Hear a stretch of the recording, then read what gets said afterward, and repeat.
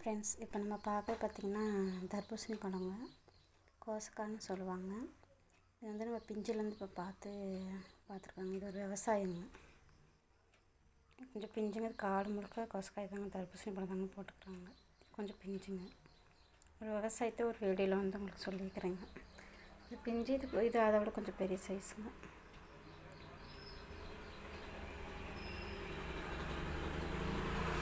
எதுக்கு இது கோசக்காய் கொஞ்சம் பெருசாகி லோடு ஏற்றிட்டு போகிறாங்க.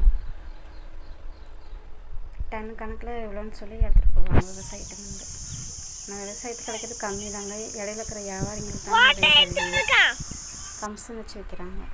அதுலேருந்து இப்போ பொரிச்ச பழத்தை நம்ம இப்போ ஜூஸ் போட போவாங்க.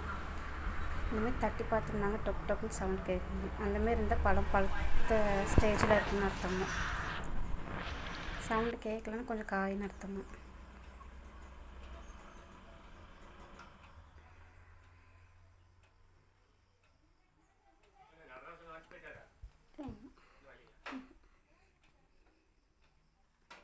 எவ்வளோ செவச்சவன் அழகாக இருக்குது பாருங்கள்.